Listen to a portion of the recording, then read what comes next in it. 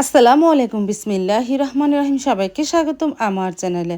শুভ সকাল। এই ভিডিওটা গতকালকের ভিডিও। গতকালকে তো আমি ভিডিও কোনো আপলোড দিতে পারিনি, কারণ ছোট্ট একটা ভিডিও হয়েছিল, এই জন্য আর আপলোড দিইনি। মনে করলাম 2 দিনের ভিডিও একসাথে করে আপলোড দিব। এই জন্য গতকালকে সকালে উঠে আমি ঘরগুলো গুছিয়ে ফেলি প্রতিদিনের মতন। এখন ঘড়িতে কয়টা বাজে দেখো, প্রায় 7:30টার মতন। আমি 7টা বাজে উঠি, উঠে ঘরগুলি গুছিয়ে ঝেড়ে পুছে মানে ঝাড়া হয়, তারপরে ঘর ঝাড়ু দিয়ে মুছে নিই। তারপরে তো 1 ঘন্টার মধ্যে আমার কাজ সারা হয়ে গেছে। সাইদুলের বাবা উঠে পড়েছে, ঘর ঝাড়ু দেওয়া মোছা হয়ে গেছে। এখন রান্নাঘরে আসলাম পেঁপে কাটার জন্য। সাইদুল বাবাকে পেঁপে দেয়, আমিও পেঁপে খাই। পেঁপে তো এনেছিল কয়েকটা, পেকেছে। তারপরে এই যে সাইদুল বাবাকে দিয়ে গেলাম, আমি খেয়ে ফেলেছি। তারপরে এখন সকালে কি নাস্তা খাবে তা তৈরি করি। পান্তা ভাত আছে, ডাল ভিজিয়ে রেখেছিলাম, ব্লেন্ডারে ব্লেন্ড করে রাখি, ডালের বড়া ভাজবো। তারপর তো সাইদুলের বাবা হঠাৎ করেই মিস্ত্রি এসেছে, বলতেছে তাড়াতাড়ি চলেন দোকানে। সে কোনো রকম একটু খেয়ে তাড়াতাড়ি করে বুড়া ভেজে দিয়েছিলাম, খেয়ে চলে গেছে।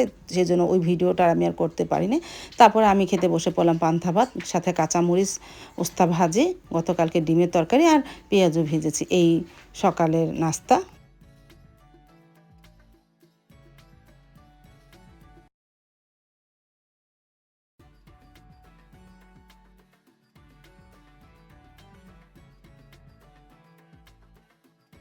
তারপর তো পান্তা ভাত খাওয়া শুরু করে দিলাম, বিসমিল্লাহ বলে শুরু করেছিলাম। আলহামদুলিল্লাহ, কাঁচামরিচটা তো অনেক ঝাল ছিল, খুবই মজা লেগেছে খেতে, সাথে বুড়া আর এই যে ডিমের তরকারিটা দিয়ে।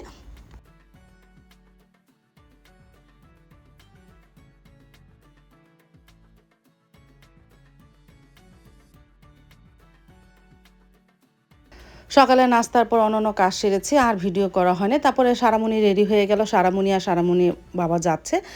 আমার বড় ভাসুরের ছোটো মেয়ের বিয়ের অনুষ্ঠান। আমি আর সাবা যাব না, কারণ সাবার তো মেট্রিক পরীক্ষা, এই জার্নি করে গেলে আসলে অনেকটাই ওর কষ্ট হয়ে যায়।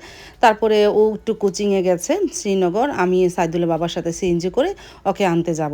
তারা 12:30 বাজে রওনা দিল, ওর 1টা বাজে কোচিং ছুটি হবে। তারপরে আমি বাইপাস নেমে পড়লাম।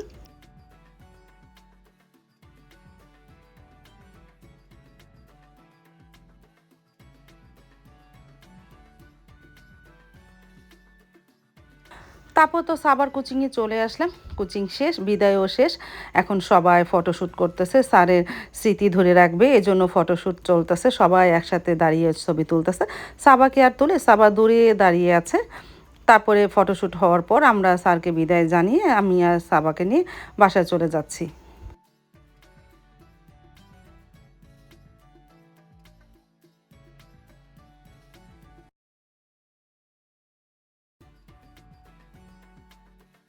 তারপর তো বাসায় চলে আসলাম, আসার সময় শ্রীনগর থেকে খাবার কিনে নিয়ে এসেছি। আমি এনেছি খাসির কাছে, আর সাবাকে কিনে দিয়েছি মোরগ পোলাও।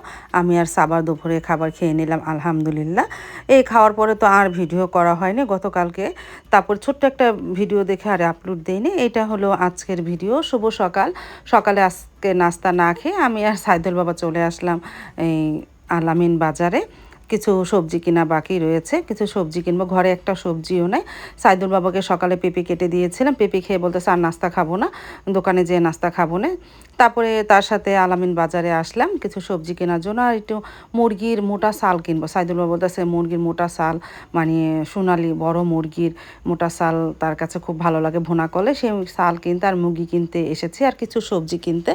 তারপর একটু মাছ বাজারে ঢুকলো, এই যে তোমাদের একটু দেখালাম। আলামিন বাজারে তো মাসাল্লাহ ভালোই বড় বড় মাছ ওঠে, ছোট বড় নদীর মাছ বড়, তারপরে যে বিলের মাছ বড়, সব মাছই পাওয়া যায়। এই তোমাদের একটু দেখালাম।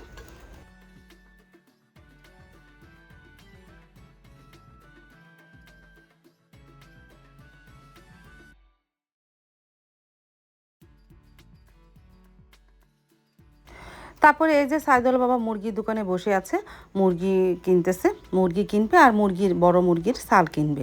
এই নিয়ে বাসায় চলে যাব।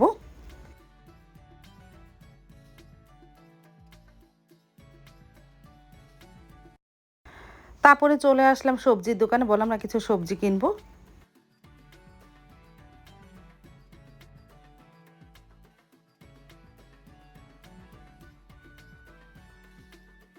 তারপর তো চলে গেলাম বাসায়।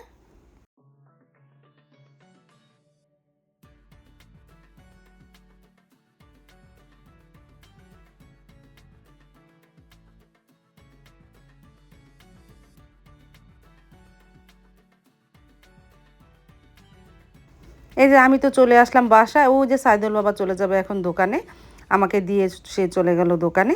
বাসায় আসার পরে তো খিদে লেগেছে, সকালে নাস্তা করিনি। এই যে ডিম ভাজতেছে। গতকালকে সাইদুলের বাবা যখন বিয়ে খেয়ে এসেছে না, রাত্রে তো দুপুরে তো আমরা খাবার কিনে খেয়েছি, রাত্রে তো আর কিছু রান্না করি না। সাইদুল্লাহ বলতেছে একটু খিচুড়ি রান্না করো, আলু ভর্তা বানাও। তারপরে তাকে খিচুড়ি আর আলু ভর্তা বানিয়ে দিয়েছিলাম, খেয়েছিল। আর বাকি খিচুড়ি আমি ফ্রিজে রেখে দিয়েছিলাম। আজকে সকালে গরম করে ডিম ভাজা আর আচার দিয়ে খেয়ে নিলাম। তারপরে এই যে খেতে বসে পড়লাম, সাথে নিয়েছে বোম্বাই মরিচের আচার।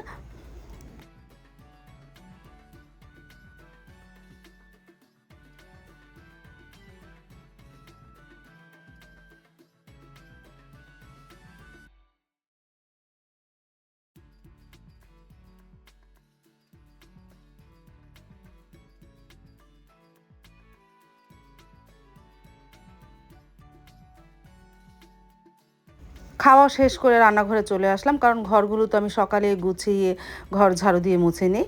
তারপরে এই যে মুরগি কলজা গিলা পাও কেটে রেখেছি। এখন ফার্মে মুরগিটা কাটা হলে তারপরে চালগুলো বেছে ছোটো ছোটো করে টুকরা করে ভালোভাবে ধুয়ে নেব না, আজকে এই চাল ভুনা করব।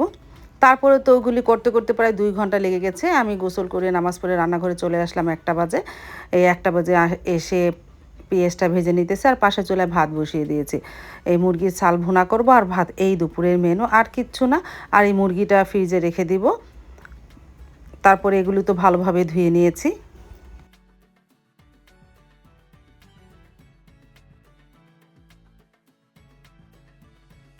আর এদিকে মশলাটাকে ভালোভাবে কষানো হলো। এখন মুরগির ছাল কিলা কলজা দিয়ে দিব। চালটা একটু মোটা মোটাই ছিল, আমি ছোটো ছোটো করে ভুড়ির মতন কেটে নিয়েছি। এটা ভুনা করলেও অনেক মজা লাগে খেতে।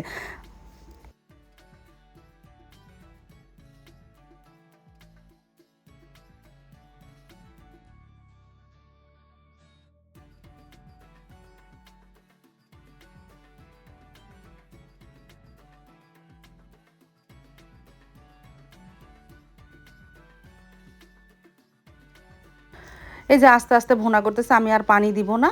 আস্তে আস্তে জালে ভুনা করলে অনেকটা নরমও হয় আর কষা ভুনাও হবে। আর এদিকে সাইদুল বাবাও চলে এসেছে। সে নিয়ে এসেছে সিঙ্গারা আর সমোসা। এখন বেজে গেছে 1টা 20-এর মতন।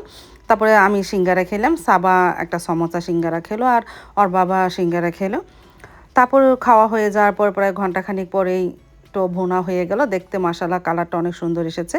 এখন খাবার তৈরি হয়ে গেল, ভাত আর তরকারি। এটা নিয়ে ড্রয়িং রুমে চলে যায়।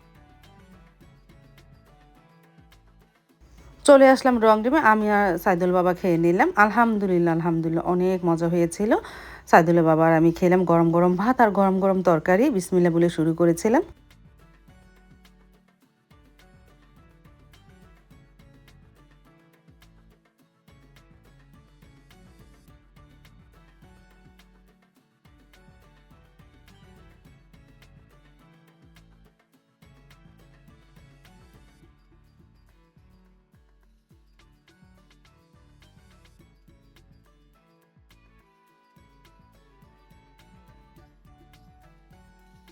দুপুরে খাওয়া দাওয়া করে একটু রেস্ট নিয়ে প্রায় 3টা বাজে চলে আসলাম ডাক্তার দেখাতে সাইদুল বাবাকে।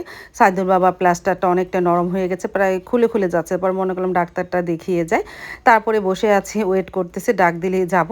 তারপরে সিরিয়াল পড়েছে আমাদের, আমরা গেলাম। ডাক্তার ব্যান্ডেজটা মানে প্লাস্টারটা খুলতেছে, খুলে ভালোভাবে পাটা নাড়া দিয়ে বললো মাশাল্লাহ ভালোই আছে, কোনো সমস্যা নেই। 15 দিন বলতেছে এক লাঠি দিয়ে হাঁটতে, তারপর 15 দিন পরে যদি এক্সরে দরকার হয় তাহলে করবে। তারপর সাইদুল বাবা আর প্লাস্টার করা দরকার পড়ে না, আলহামদুলিল্লাহ অনেকটাই ভালো। তারপরে আমি চলে আসলাম বাসায়। বাসায় আসার পরে নামাজ পড়লাম। নামাজ পড়ে একটু নুডলস খাচ্ছি। নুডলস প্রায় সময় রান্না করে আমি ফ্রিজে রেখে দিই, সাবা খায়। তারপর আমি আজকে একটু খেয়ে নিলাম। আজ তাহলে এই পর্যন্ত, দেখা হবে আগামীকালকে নতুন আরেকটা ব্লগ নিয়ে। আল্লাহ হাফিজ, আসসালামু আলাইকুম।